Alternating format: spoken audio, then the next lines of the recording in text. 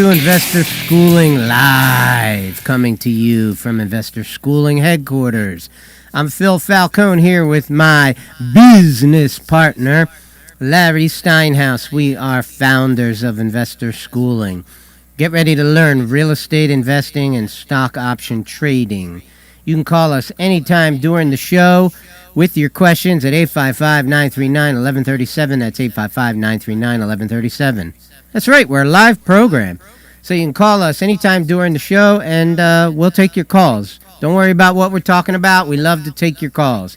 Investor Schooling is located in Langhorne, Pennsylvania, serving the Philadelphia area in a real brick-and-mortar building.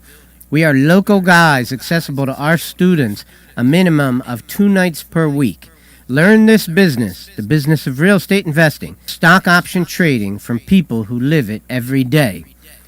So what are we going to be talking about today? We're going to be talking about real estate investing, stock option investing.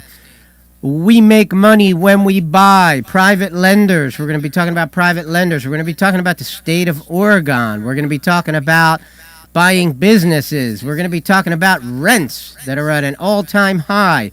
Education. And if you're the best musician in the band, you'll need to find a new band. So what's happening? To find what? What's happening, the best Larry? musicians in a band, you need to find a new band? That's right. I am so confused by that one. I didn't think expect about it. Think about it for a second. Well, I guess you got a point there, but somebody's got to be the best. I look, Freddie Mercury was the best musician in Queen. He was a singer. Wasn't a musician. Well, that's true. He wasn't. He was a singer. That actually makes sense. Yeah, I heard that quote, and I liked it, and I thought we could talk about it. Well, that's actually, we are talking about it. But I have a question for you first, because I'm a little concerned about you. Mm-hmm. How are you feeling? I'm okay. All right. So, for those of you who don't know, Phil had some knee surgery this week, and I had to pick him up this morning to take him to the studio. And when he got out of the house, he had an expression on his face that made me really nervous. Like he looked like he was in some serious pain. Joe's actually online. He's asking you, how is the knee? I'm good, Joe. Thanks for asking. All right. So, by the way, if you guys are online, you can comment on Facebook and LinkedIn and Twitter. You can also give us a call at 855-939-1137, 855-939-1137. If you want to ask Phil how he's doing, feel free to do that, because I'm sure he'll be very happy to know that you care about him. Well, especially Joe. I'm also holding a very new copy of Money Hacks by Larry Steinhaus. Well, thank you, man. That's pretty awesome. Because everything you think you know about money is wrong. Yes, it is. Interesting. Let's show that off to the audience. Over here it goes. I don't know if you guys can see it online, but it's my new book. It's Money Hacks, and it's because everything you think you know about money is wrong. You can get it wherever books are sold, and if you'd like, go to barnesandnoble.com. You can you'll actually be able to see a bunch of people who have put up some comments about the book. So I got 9 5-star reviews already, and the book just came out. Actually, it's not even out yet, to be honest with you. It's actually not even out yet. It's funny. These guys are all confused on the cameras. One of the cameras just went bad, but that's all right. So anyway, Lou says, "Where's my copy?" You have to order it, and I don't know who else is online. By the way, if you're online and if you're in any other sites, sometimes we can't see who you are, so I apologize. 855-939-1137, and you can ask us anything. We're all over the place here, Phil. Where do you want to go next? Well, I want to ask you a question about the title. Sure. So, give me another word for hacks. Money ideas, money thoughts, money, I don't know, processes, money, I don't know. Okay, because hacks is not like a word I really use. Yeah, well, it seems to be. It's kind of weird, but it seems to be one of those words that's a millennial word now. You know, it's definitely a 2022 word. Hey, Pedro, what's the definition of hacks? A shyster.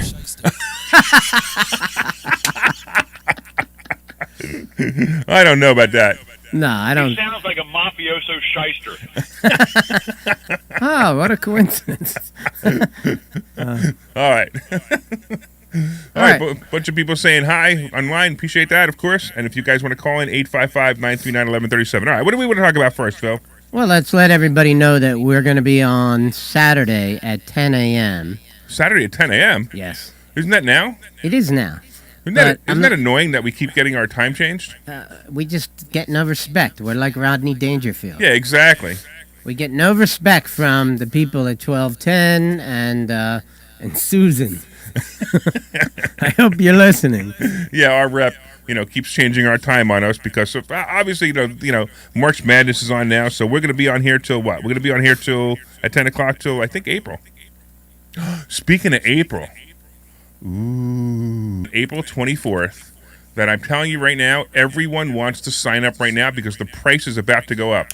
I landed a very famous person to attend that event, and he confirmed. I'm not saying Donald Trump? No, very close. Actually, this guy is actually friends with Donald Trump.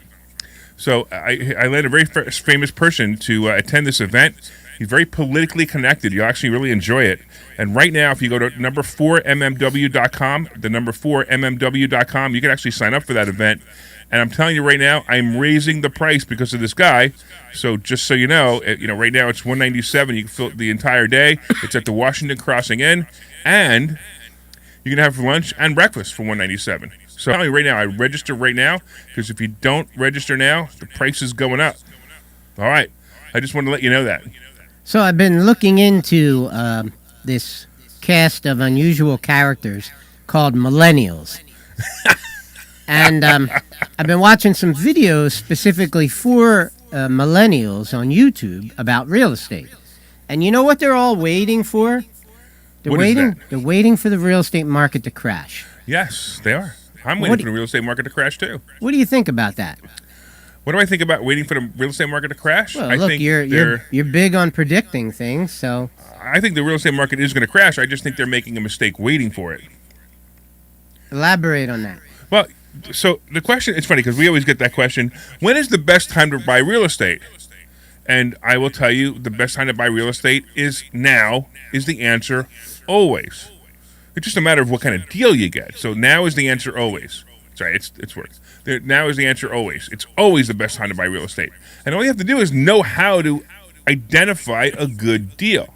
You say, I know we talk about this, you make money when we buy, right? And that makes sense because that's the next topic we want to talk about. We kind of can put them together.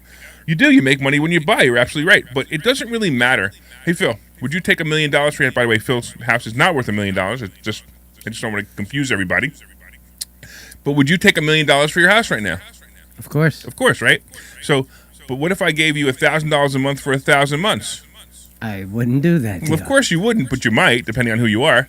But that's $1 million for the house. So I don't really care what I'm paying for the house. What I really care is that I'm paying $1,000 for the house a month. And if I could rent that house for $13,000, $14,000, now I could probably rent that house for close to $3,000 actually, because it's amazing what's going on with rents. And again, we'll talk about that too. What's going on with rents is amazing too. So you just have to keep looking at the whole deal, look at the whole perspective, and you will be able to make more money because you know how to make more money. So what you're telling these millennials is they need an education on real estate, on stock options, whatever it is they want to do. And they don't necessarily need to wait for the market to crash. They just need to find a good deal. They just need to find a good deal, exactly. And then they'll make money when they buy. So then what do you think the next question they ask is? Not sure. How do you find a good deal? Right? Isn't that funny, right? So here's how you don't find a good deal. You don't find a good deal by sitting at home and searching Zillow. That's not how you find a good deal. And we have people come to us all the time. Yeah, I've been looking for deals on Zillow and I can't find any. Well, of course you can't find any. Anything on Zillow is on the MLS. It's already it's being broadcast out to thousands of people. You want to find houses that are not for sale. And you don't find a good deal working with a realtor who doesn't even own an investment property. Yeah, who doesn't even know what a good deal is. My favorite is, if you buy this property right now for $200,000, it'll be worth $300,000 sometime in the future. That's real estate investing. No, that's not real estate investing at all. That's speculating, and it's really a bad way to buy real estate. There are people who buy real estate, they think their primary residence is an investment property, and it's not. The primary residence is just someplace you want to live. That's another one. It's like, I'm going to get a good deal on my primary residence. No, just find the house you want, live in it. Don't worry about it. It's a liability anyway. You get really lucky when you sell it later on for more money than you paid for it, but it has nothing to do with an investment. An investment property is a property that makes you money, typically or most of the time from day one. We make money when we buy. There you go. Yep. There's a whole lot of strategies that we teach here at Investor Schooling. We call them creative financing. And if you don't understand these things, you need to get your butt to Investor Schooling, 7 p.m. this Thursday night, and we'll talk to you a little bit about these creative financing strategies that can change your life. So I did a whole thing the other day on all the different ways to do a subject to deal and make sure that it works perfectly. So I actually did a 2-hour presentation the other night on that. And subject to, for you guys who don't know, is basically taking over someone else's mortgage payments and taking their house. And you can do that. And why did you have to do a 2-hour presentation? Because you had some kind of, you weren't here. Where were you? What's wrong with you? You didn't show up. Yeah, I didn't show up. And the guy that I brought in for my replacement didn't show up either. I know. Right. Well, Phil was out with surgery, so we'll excuse him this time. A lot of times Phil doesn't show up, and we have no excuse. Now, Phil always shows up. I shouldn't say that. Well, pretty soon I probably won't show up, but I'm still hurting pretty bad. Yeah, But, I can see it in your face, man. yeah, I'm hurting. So you guys, just so you guys know, Phil is here in pain to talk to you about how to buy real estate and stock options. So call him up and say thank you, Phil, because it's just not right that you guys aren't paying attention to him. 855-939-1137, 855-939-1137. Call up and wish Phil to feel better, I guess, right? So let's talk about the state of Oregon. The state of Oregon? Yes, they just recently passed rent control in the entire state. Wow. Right. What do you think is going to happen next? What do I think is going to happen next in Oregon? I'll tell you what I think. Okay. I think what's going to happen is there are tons of REITs, real estate investment trusts, Sure, that have billions of dollars and would go around and buy apartment buildings all over the United States. And they're going to definitely avoid Oregon Sure. immediately. Yeah. So I think it's incredibly stupid. Well, politicians and investors are absolutely on different pages. Politicians make their money by getting, by getting whatever, skimming off the top. You could say it, but through other ways, however they want to do it, and investors make money investing. So these guys absolutely are on different pages. So if you make the entire state of Oregon rent controlled, you're right. And actually, you do realize that they hurt more people with rent control than they help. And here's what happens is somebody moves out of that house, and there's no rent control when they move out. It's only rent control to how much they can raise the rent. So when people move out, the new people start moving in, and all it does is actually create the same situation as, I don't know, these people calling gentrification a problem. By the way, gentrification is never a problem. I never understand why people think gentrification. Gentrification is when you take an old neighborhood that's run down and beat up, and then you make it beautiful again. How do you make it what? Beautiful again? I just want you to do your commercial. Beautiful. There you go. So that's gentrification. And by the way, for you guys who are anti-gentrification, I just want to make sure you understand one thing. If it wasn't for gentrification, you'd still be living in a cave. When I was in Sedona last week for my anniversary before I went to surgery, and this real nice older couple sat next to me. I like older people. I like talking to them. Wait, you're pretty old yourself. I'm 56, so... Oh, actually, I'm older than you then. Yes. Yeah. So I started talking to the guy, and I said, how you doing, blah, blah, blah. They said, where are you staying? I said, I'm staying in an Airbnb. He says, Airbnbs are very controversial around here. Controversial? Why did you say, did he explain? Well, yeah, because transient people, Right. Okay, so if you go in and rent a house for $2,000 a week, that usually means you've got excess funding. You're wealthy. Yeah. You can easily afford to go pay $2,000 a week to live in a house. But to this guy, all he could see was negativity. Well, he probably saw the negativity in people buying buildings, and instead of them living there, them renting them out to Airbnbs. But I never understood that either. I mean, it's the same thing when you go into a complex where, let's say, it's just 300 houses in a complex, like townhouse complex, and the association only allows a certain amount of them to be rented. Yeah, they have like a percentage that they're allowed to be rented. Yeah, and do you know why, by the way? No. So here's the answer to that, and because most people don't understand why they do it. It's not the association being jerky about it. It's actually the government once again putting their nose in people's business It's FHA funding is the problem. So if you're, and I don't know what the current statistic is, they changed the percentage, but I'm just going to throw this number out. And again, this is just an example. If the government says that only 30% of the units can be rented in order to qualify for an FHA loan, so in other words, somebody else moving in there buying a house will no longer be able to qualify for an FHA loan if there's more than 30% rentals in that complex. And I believe the number is close to 30%, but I can't remember the number. However, so there's the government restricting how many rentals because the association, it's a whole, it's 300 homeowners. They want to make sure that they can sell it to anyone and everyone so they can get the best price for their house. So if you eliminate all of the FHA buyers, then you have less of a buying pool. Right now, it doesn't really matter. But when housing is normal, FHA buyers are good buyers. They're usually the first-time buyers who come in, and if they can't buy the house, then you have to sell it to other people. The only building I ever owned that had that issue was I used to buy condos at the Meadowwood condominium development. It was originally built as an apartment building. It's right across the street from the LA Fitness in Warrington, if you're familiar with it. And, when I started buying in there, that's when I first came across that issue. And they were right up against the limit, whatever it was. I thought it was higher. It was like 48% or something. Yeah, whatever the numbers. I just can't remember. Yeah, whatever the numbers are. Yeah, right. And, and after a while, I just stopped buying them there because of that limitation. Yep. But, it's stupid. Why would you want to restrict one of the most affordable places?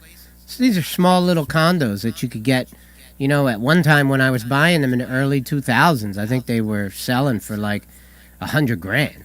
Yeah, I also wonder about the legality of that, of having someone say, you can't rent it. I guess there's the association rules are pretty strong, but can you actually say to somebody, hey, I own a place, I'm living there, now I'm moving, I can't sell it, I want to rent it, and then the association tells me I can't rent it because we've hit the limit. I'm concerned about the legality of that, but I'll be honest with you, I'm going to tell you right now, you do whatever you want, but the absolute best thing to do is just not tell the association you're renting it. I agree. And that's the way you're going to get away with it. And also, there's another way to do it, too, which is if you do a lease option to the person renting it, it doesn't matter what the lease option price is. You just have them sign a piece of paper as lease option. They actually have equitable interest. So now, technically, they actually own it, or they own a piece of it, or they own a future value in it. And what that does is it makes it. I'd like to see the association who sees that and questions it and wonders what to do with it, and they have to run it by their attorneys. I have fun with attorneys, that all the time. I want to see it happen. So far, it's never happened to me. I haven't had a problem with it yet, but I'm curious to see what will happen. Well, I've come across some really nasty HOA managers. Oh, me too. One time I got a call from one at Green Meadows. You familiar with Green Meadows? Isn't that in Souderton? I can't even remember the name of the town anymore, but yeah, it's up there. Right. Right near Souderton, right? And the manager of the association called me up and said, "You got a real estate sign for sale out front here. You're not allowed to do that." I said, "Okay, well, I'll come and get it." So I told her I'm coming to get it. I got there. She had thrown it in the dumpster. Really? Did you call her up and say, "Hey, you're going to pay for my sign now"? I couldn't find her office. Yeah, because that's actually illegal. I mean, she could take the sign and put it in her office, but throwing it out is not a good idea. Yeah. That actually brought me to something, and I forgot. By the way, 855-939-1137, 855-939-1137. I'm Larry Steinhaus. That's Phil Falcone, and we are Investor Schooling. And if you want to go to investorschooling.com, you can sign up for a class this Thursday night, learn about real estate investing, learn about stock options trading, and learn about everything that has to do with money. Because I guarantee you that everything you think you know about money is wrong, and that's the subtitle to my book. And if you want to go to look at the book, go to Larry Steinhaus, look up Larry Steinhaus Money Hacks, and you can pre-order the book. I promise you will like it. And by the way, did you know that my accountant said that book is probably tax deductible? How? Because it's giving real estate advice, and if somebody buys real estate the same year they buy the book, they actually can write the book off. The people who buy your book, it's tax deductible, but it's not tax right. deductible for you. For me to buy the book? No, it's not tax. No, Yeah. I mean, it's taxable when I sell Because the you'll book. be the. So when I self-publish, so you end up becoming, if you're self-publishing, you end up becoming the biggest buyer of your books. Yeah, right, exactly. Right.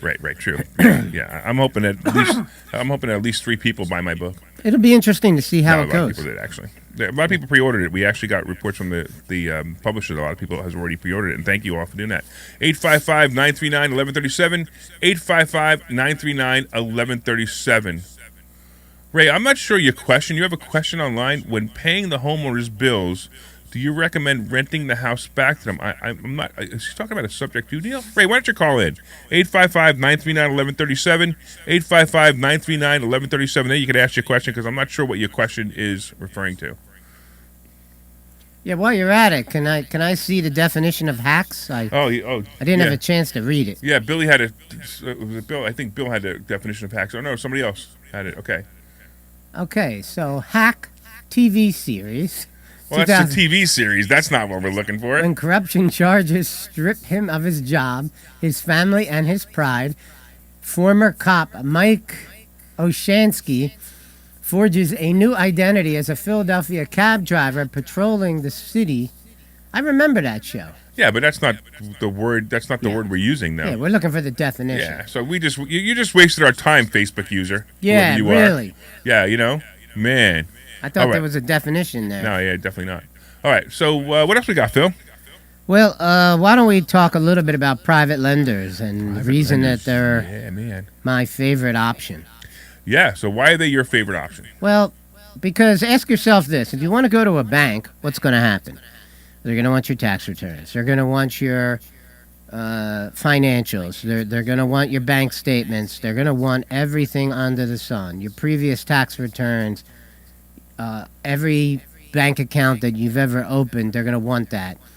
They're going to want a million things, and then they're going to have all these rules, which is going to take them 2 months to figure out whether or not they're going to lend you the money or not. There you go. Right? But when you borrow from a private lender, it's different. You're dealing with just one person. And that one person generally has a relationship with you. They already know who you are. And if you're a professional real estate investor like Larry and I are, then we already have a lot of credibility with that person. And we talk to them. We show them the deal. What they're interested in is the deal. How good is the deal? Is this a deal that's going to make plenty of money? Are these guys going to be able to pay me back?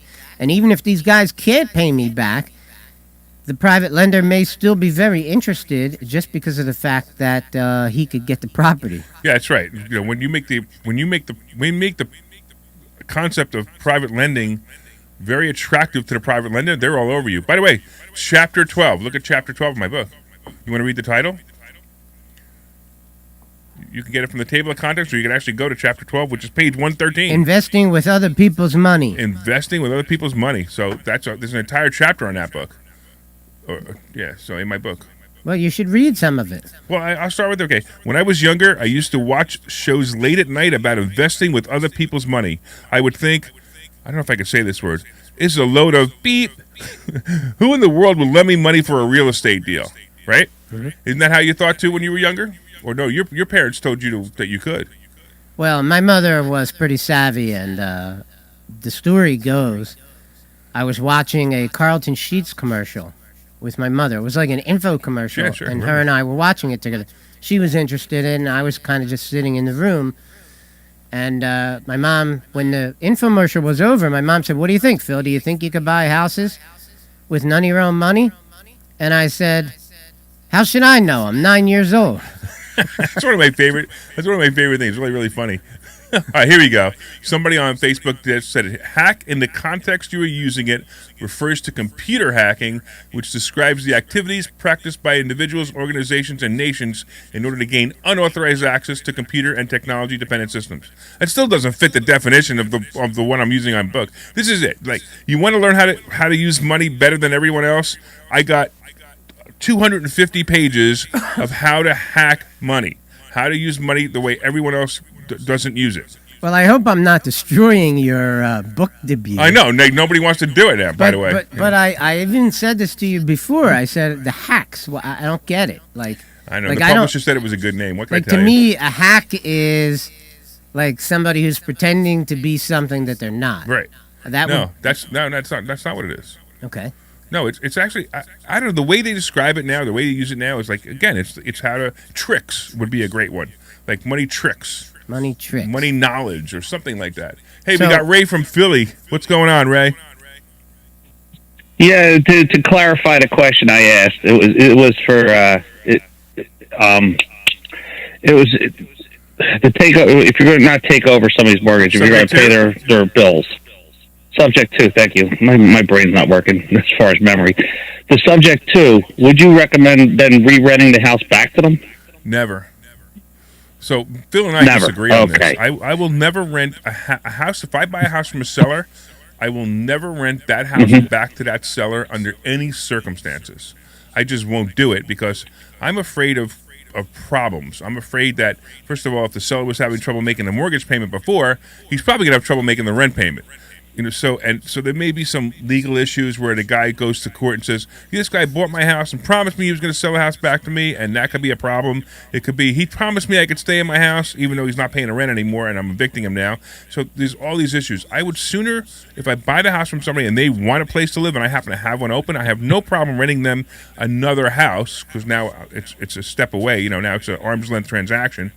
I have no problem with that, but I would never. I just personally will never rent to a house to somebody I bought it from. But Phil disagrees with me. I wouldn't say I disagree with you. I have thought about renting to other sellers. Sellers who sold you the house. And Right. sellers who were selling me the house, I've thought about renting to them, but I had specific reasons why I thought that. Right. I mean, sometimes They the had- guy needs to stay there a month or two. That's a little bit different. He just needs to stay a month or two because he needs to go. He's moving to Florida, and Yeah, well, that happens a lot. that's different. But I'm talking about somebody who's planning on staying there. Absolutely not. Well, in a subject to deal, if you leave the seller there, boy, it seems like he has possession of your house, obviously. Yeah. And that gives him some more power in front of a judge. Yeah, And a judge who doesn't dangerous. understand, maybe there's a judge who doesn't understand subject to. Yeah. I don't know. That could be ugly. Yeah, I agree. That's why I would never do. By the way, now we got two definitions of hack online. Here we go. We've got a workaround, a way to do something more efficiently in a non-traditional method. There we go. That's the perfect Okay. definition. That's it. a good definition. And Joe says a shortcut. Perfect. Another perfect definition. There you Okay, go. I like both of those. By the way, everyone's saying online now. Lou's saying it's a great title. Hey, go, Lou. Wait till you get the book, man. You're gonna really like it. All right. Anyway, getting back to this, and we appreciate your call, Ray. Getting back to this, what else we got, Phil? You want to talk about buying businesses as an investment? It's very funny you should say that. I actually reached out. I was looking at Arita's water ice. Yeah. I saw one come across my desk the other day in an email. Somebody was selling a business of Rita's water ice. I'm like, you know what? And they didn't want a lot of money for it. I'm like, I'm interested in that. But you're buying what? You're buying the cash flow. Yeah, I mean, I recently I often go on the business sites where they're selling businesses, business broker sites. Okay, and I recently saw Primo's, and Primo's is a sub shop, right? yeah, it's a sub shop. Yeah. right. And my father happens to love Primo's, so like my dad has a special sandwich I gotta buy him every time I go near a Primo's. I bring him lots of Primo's hoagies, but the only thing I had a problem with was the fact that it was in Philly, and and I didn't want to be driving into Philly every day. But the business looked like a good business. Now I was gonna figure I won't be working there anyway, but I'd have to go there a lot. And you have to be vaccinated in order to go into the store. I mean, cut me a break, Philly. Yeah, well, everything in Philly is more complicated. Yeah, exactly. I wonder why. I wonder if that has anything to do with the leadership there. You think? Yeah. You think like maybe the politicians who are running that city have made a series of mistakes for 30 years? Yeah, the Nazikins. I need a definition for that. What, Nazikin? Yeah. It's taken. It's kind of mixing. Never mind. Mexicans and No, Nazi. I heard the Nazi part. N-A-Z-I-Kins. I heard the Nazi part. All right.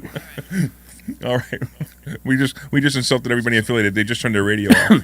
So All we've looked at several investments to buy. Have you ever talked to that guy again? The one that we went and had a meeting about? The tennis court. Yeah. Yeah, no, he never called me back. I'm assuming they sold it to somebody else. But that was an interesting conversation. I actually liked it. I think the ad is still up there. Good. Well, we should reach out to him, see if we can still buy it. We should. Because by now, the guy might be a little more desperate and a little more interested in our terms. Yeah, I'll tell you, last time I looked, which was maybe like 6 weeks ago, the ad was still running. Yeah. So we felt that he was asking too much, and then we said, listen, we'll give you what you want, but we'll only give it to you if you finance it. Well, it's a great surprise to sellers when they believe in their hearts and minds that their building is worth, let's just come up with an arbitrary number, they think their building is worth $5 million. Mm-hmm. And with buildings, we are looking at the real numbers, and we're basing it off of what we can afford to pay every month. How much money is this business going to raise, and how much money can we afford to buy it for? And it's a very simple mathematical equation, and we come up with a number that may be nowhere near what he's looking for. Yeah, when you're buying a business, if you're buying a business, it better cash flow right away, unless you're buying at a really, really low price and intend to build it up. You know, sometimes with a house, depending on the house, I'm going to tell you that I've only bought one house ever that didn't cash flow positive, but I missed it by $14 a month. And very quickly, that becomes $1,000 a month. So it's not a big deal. I actually knew what was going on. But if you want to call in, by the way, if you have any questions, 855-939-1137. Why don't we take a commercial break and do that? 855-939-1137, and we will see you on the other side of this commercial.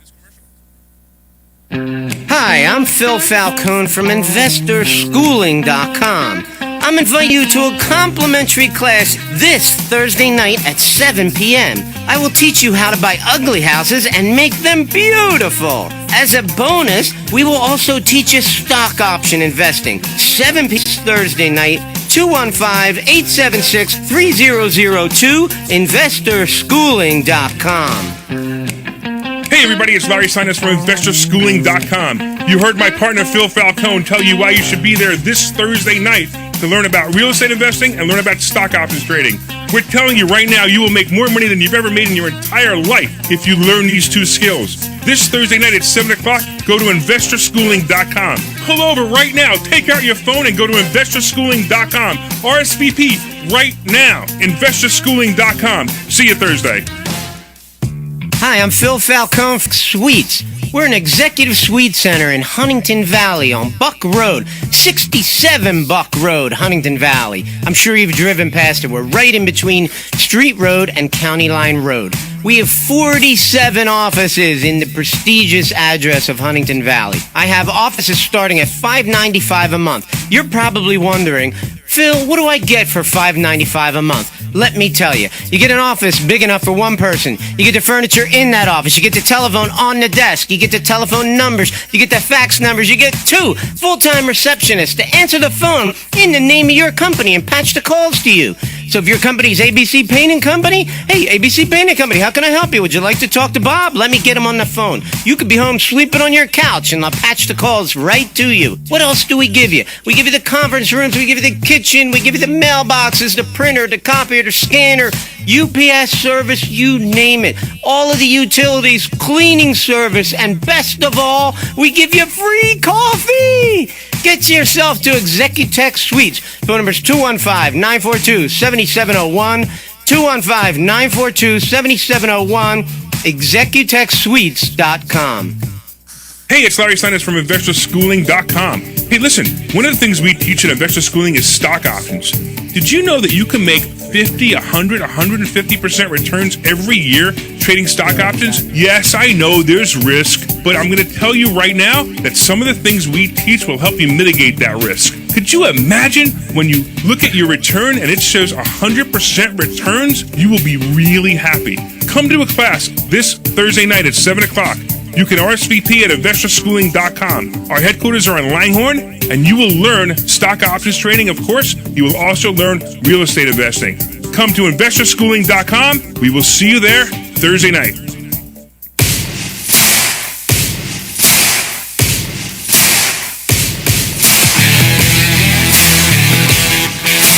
All right. Welcome back to Investor Schooling Live.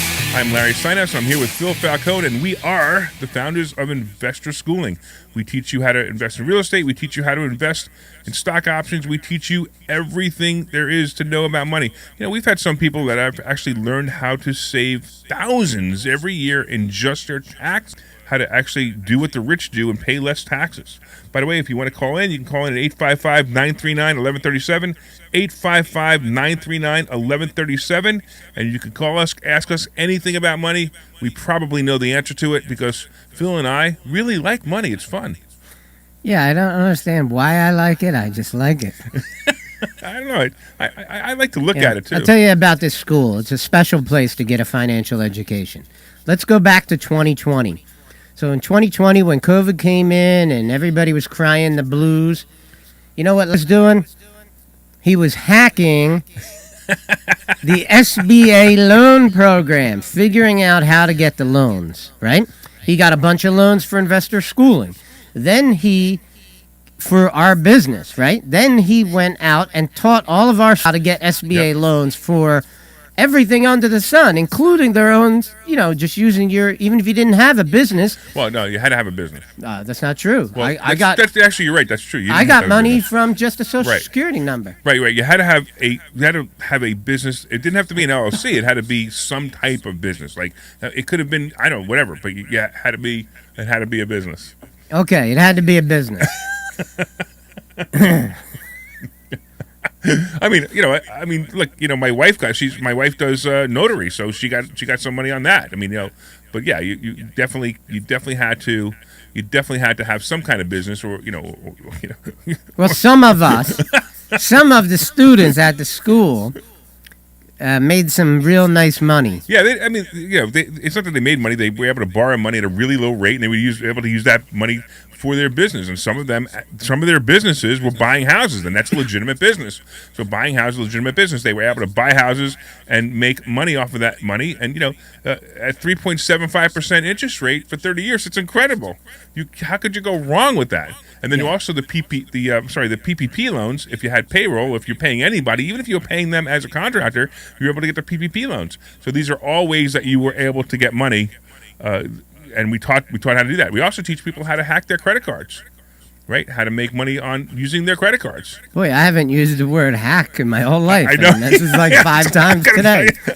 Until today, I only used it for my book because the publisher said, I got a really good name for your book called Money House. I'm like, Money Hacks, really? So he goes, yeah, it's a great name. I'm like, all right, that's fine, call it that. Tell us about a credit card hack. So a lot of people, you guys get these checks, these 0% interest check, those checks.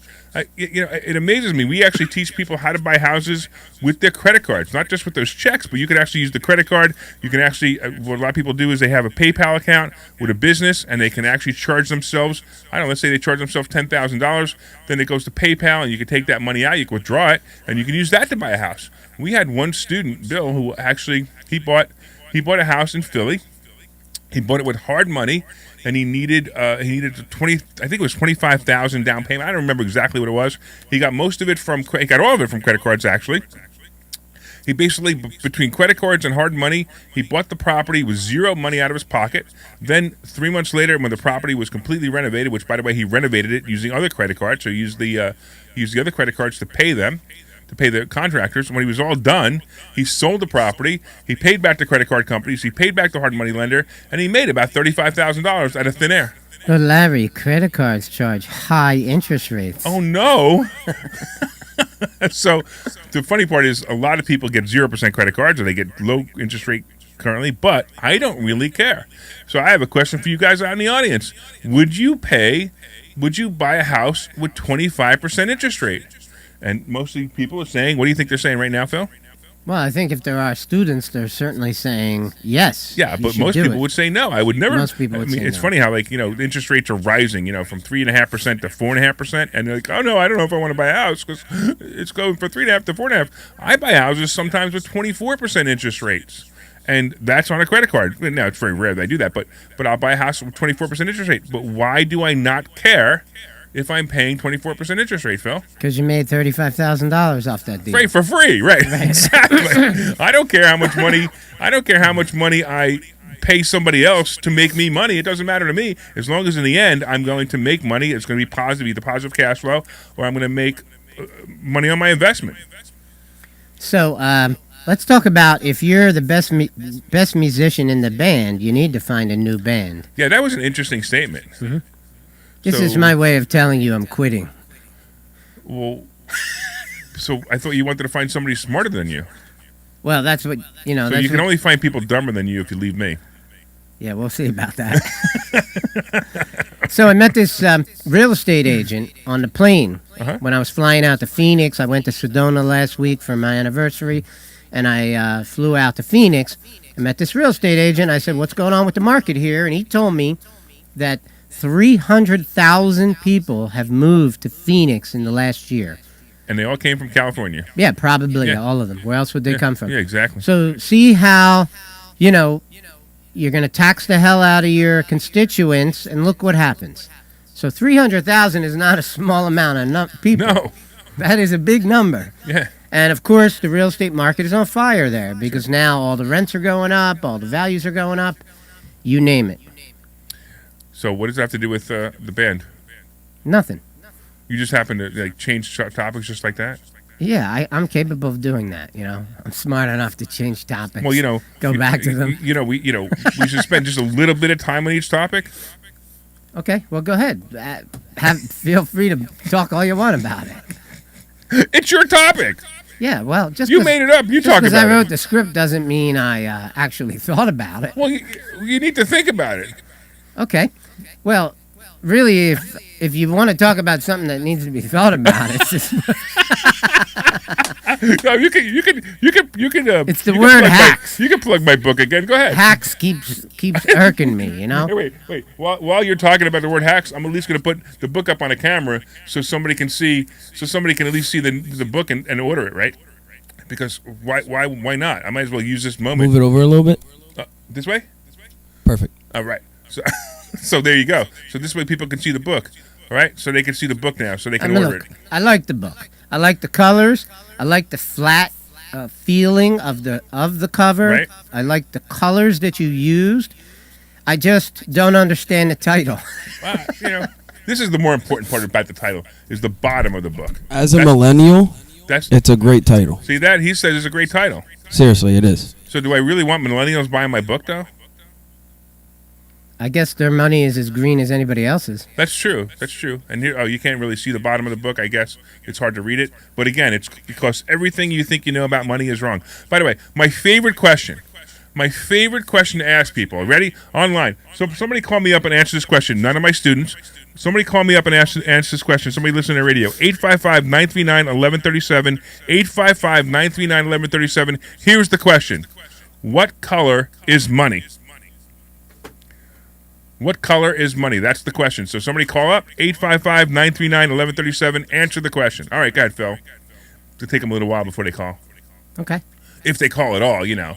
Because at this new time, because people are waiting for us at 2 o'clock, and at this time at 10 o'clock, nobody knows we're on the air. So I haven't done any research on this topic, but I am under the assumption that rents in Philly are going sky high. Oh, everywhere. Yeah, everywhere. Yeah.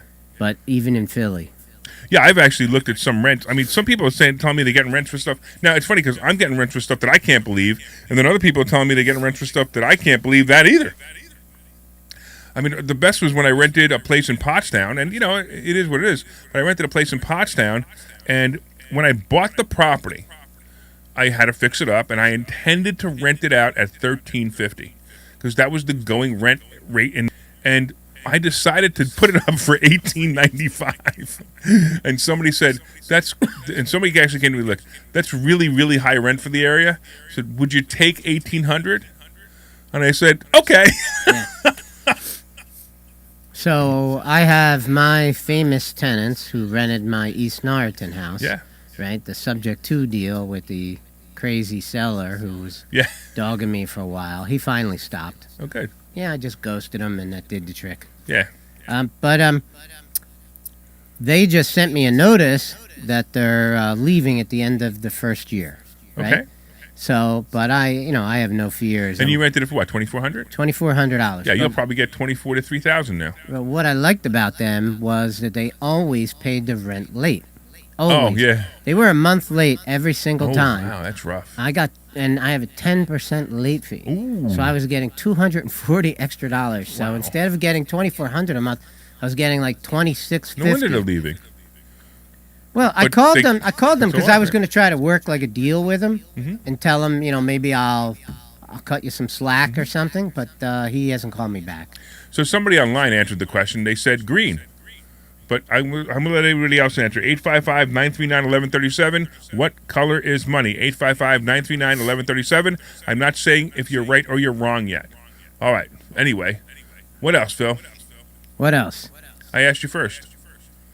Let's see. I think we've covered almost every topic. Well, we still have 12 minutes left of the show. Well, we could talk about the questions that were emailed into us. Let's talk about the questions that we emailed. The first question we've answered a bunch of times in the past. Should I get a real estate license? Why not get into that? That's a really good question. But the other question was better. Which one? The other question was, should I work as an agent? Should you work? I mean, in other words, if you have a real estate license, should you use it as a license? Okay, so you could be a real estate... I think what they mean is, look, hey, I could be a real estate investor. Should I get my license? Absolutely, you should get your license. Yeah. Well, why don't we explain why they should get their license first? So some of the benefits of getting a license is one of the most important ones is access to the MLS. So you can actually get access to the MLS, and you can of course, look up comps and look up owners' names. So that's a great reason. The other reason is also because, hey, you might find a deal that you buy and you get a commission to buy a house. I mean, we do that all the time. We buy a house that happens to be on the MLS, or somebody actually comes to us and says, hey, they even want to sell their investment property. Hey, I could list it and make a couple extra bucks. I am not. It's funny. We have a brokerage. It's called the Investor Brokerage, and we pay 100% commission. We don't make any money on this brokerage. I mean, actually, sometimes it's even a liability. But the reason we do it is we want to do it so we can run our own deals through it, and so the students can run their deals through it too. So a student comes to us and they become a real estate investor, and they want to be able to list their properties. Let's say a wholesale property on the MLS. We suggest they get a real estate license. And if they get a real estate license, then they can list it on the MLS, and they won't have to pay any commissions to themselves. Certainly, if you're buying houses for a living, having a real estate license is invaluable. Absolutely. Yes. And then you said, should they work as a real estate agent, correct? Yes. Well, so that's really a personal choice. I mean, I know a lot of I know some really high-level real estate agents making $200,000 to $500,000 a year. Now, these are really high-level guys. I'm going to tell you, though, this is not a job. It's a business. If you're a real estate agent, if you think it's a job and you think you're going to answer phones and get calls and list properties, don't waste your time. You will make $30,000 to $50,000 a year if you're lucky. If you're going to run it like a business, you're going to market your business. You ever notice that they have billboards on 95? They have billboards. Some people have billboards on 95. Other people have other things on 95, right? These are the people who are marking letters every day. Hey, we got Carl. What's going on, Carl? Hey, what's up, Blair? What's happening? Oh, you're a student. You know the answer. Question. You know the answer. Yeah, what color is money? Blue. Blue. Everybody take a $100 bill out of your pocket, and you will see that money is blue, not green. So, like I said before, everything you think you know about money is wrong. Hey, Carl, you're a brand new student. What do you think so far? Oh, I'm liking everything. I tell you, if nothing else, in the beginning, you're a little confused. You're like that deer in the headlights because it's such a vast amount of knowledge that you got to kind of get in your head. But as you keep coming, and every single time, there's less of that deer in the headlight thing. And one day, that light bulb's going to come on, like the Oprah thing, the light bulb moment. And that's what I really like about, your classes. That's and awesome. The other thing, I just wanted to see how Phil's doing after his little operation. Well, I won't be He's doing dancing all right? anytime soon. Well, I know, but you timed it out right because you went to Arizona first and then had it, correct? Yeah, I came home from Arizona and the next day I went into surgery. And, Yeah. How was it out there? 'Cause my sister, she lived in a place called Buckeye, which isn't too far from, it's right out east of Phoenix. Well, there's a video on my Facebook page If you ever heard of that it. I took of Sedona, and it's one of the most beautiful places on earth. Oh, okay. You've watched Right, that video. right. I took a helicopter ride all around the town and filmed the whole thing. So, Carl, we'll see you on Monday. We got to run. We got to grab Mary Jane, who's also on the line. Okay. All right, buddy. See you, Carl. What's going on, All right. Mary Jane? Hi, Larry. I want to know, why is the color blue for money It is blue. and not green? That's right. It's amazing. I know. Most people I don't know don't- that. I don't see that. You don't see that And as blue? Take out a $100 bill. It's blue. no. You don't have a $100 bill? Okay. If you don't have a $100 And bill, you need what to come to Investor about Schooling to learn how to Phoenix? have a What $100 was bill in your the- wallet at all times. What was the bottom line about Arizona? That everybody should go out there and buy, or what? What was the point? Asking a local realtor what was going on in the market. And he explained to me that 300,000 people have moved to Phoenix in 2021. That's what he was Right. explaining to me. So, there you go. Where do you live, Mary Right. Jane? Flower Town. Flower Town. Oh, if you're in Flower Town, Yeah. would you like to see beautiful? does Would you like to that- have warm weather instead of this weather that we're having right now? Yes. Move yes. to Sedona. Yes. Sedona's not that warm. It is, I'm going to California next month. Yeah. Oh, You're going to I California. hope you're not That'd moving be there. Yeah. You're No, moving to California? Lord, no. You must be rich. No, but 'cause my you can afford all children those did, taxes. so I'm going to go see them. All right. I know. Well, I wouldn't live there, but they're living there, so I'll go see them and visit the grandchildren. I bet you out of those 300,000 people that moved to Phoenix, 300,000 of them came from California. Really? So, Mary Jane, we have to run. We have to go to the next yeah. segment. No, I agree. We have to go to the next segment. We Okay. appreciate your call. Thanks so much. All right, we're gonna have to go right here to the stock option consultant because we're running out of time. Stock option sorting.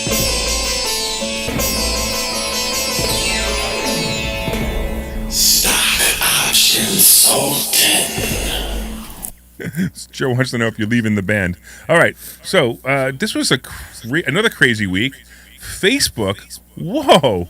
Did you see what happened to Facebook, Phil? Were you off your drugs long enough to see what happened on Facebook? I was too drugged up to Yeah, I pay figured that, attention. right? It was probably a really good thing, especially if you were holding Facebook, because Facebook dropped 100 points. 100 points.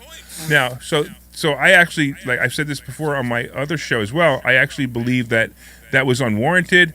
I mean, Facebook, yes, it should have dropped. They did not hit earnings. This is the first time I've ever seen Facebook not hit earnings.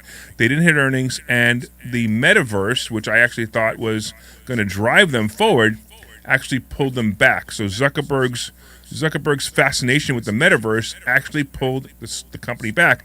Remember, the company is no longer Facebook; it's now Meta, and he's not only has Facebook. Facebook's a division of Meta, and that was the problem. Of course, the division Facebook didn't do as well as normal, but Facebook probably itself didn't need to be beat up. But when you add Meta in there, it really destroyed the stock, and as well as the new iPhone settings. Zuckerberg is expecting that to be a $10 billion hit. Yeah, I on heard the about company. that. I did hear about that part. Yeah, and I don't agree with that either. by So the way. is Meta a separate company? No, Meta is now the mother company Right. owning Facebook, which, by the way, the Facebook FB symbol is going to be changing to Meta. But it's interesting because there's another company with that symbol, so I'm wondering if they're buying that symbol from the company. I wouldn't be surprised if Zuckerberg doesn't walk into that company. So I either own your company now, or I own your name. Here's a big check for it, because why wouldn't he do it? I also see a lot of people on Facebook saying how they're all, Zuckerberg just lost $250 billion. Let me just assure you all one thing. He didn't notice. So just think about that. He lost $250 billion, and the next day he didn't even notice. So that's a pretty good place to be if you want to be in that place. I mean, I've lost $100,000. I've lost $200,000 sometimes on really bad decisions, and that doesn't really affect my lifestyle either. Yeah, it kind of stinks, but it didn't affect my lifestyle either. So when you learn how to do that, it's pretty cool. All right, so a couple other things. The weird part was Snap. Snap blew away earnings. So now we have Facebook not making earnings and Snap blowing away earnings. It was like a bizarro world. where Snap went up over 50% yesterday. What a great play that was. And then we have Twitter's earnings. I believe it's on the 7th, which is this week. We're gonna have to see what Twitter does. I wouldn't be surprised if Twitter blows away their earnings too, but I have no idea. I don't know. I can't even tell you what's gonna happen. But I did notice that Facebook, of course, destroyed they did destroy the stock market on Thursday, but on Friday it came back. The Nasdaq was up 219 points on Friday when it ended, so that wasn't too bad, and the Dow was only down a little bit, so it actually wasn't that bad. I'm confused because January is usually a good month, and January is not a good month. February is usually a bad month, and February might be starting out to be a good month. I don't know. The stock market has got me baffled once again. The stock market is like a woman. You didn't buy more Facebook on Friday? I did, and it's not a good play. Anyway, we got about 60 seconds left, Phil. Okay. What should I cover in 10? Give us any play that you think would work. I got a good play for you. I like the covered calls on Uber. I like the covered calls on Lyft. I like covered calls on AT&T. The symbol is T. They just cut their dividend in half, which I think will make it a really good covered call play, especially with the stock hovering around 24. So I think that's actually a really good play. I like it. Uber, again, like I said, is also a good play. Uber's going to do really well. Anyway, why don't you start us out or close us out? All right, so if you're shy and you want to email us your questions, you can always email them at info@investorschooling.com, info@investorschooling.com. If you want to call us and talk to us about coming to the school, you can just dial 855-939-1137. Don't worry about that being the phone number for us. You just call it, and we'll see you Thursday night at 7 o'clock.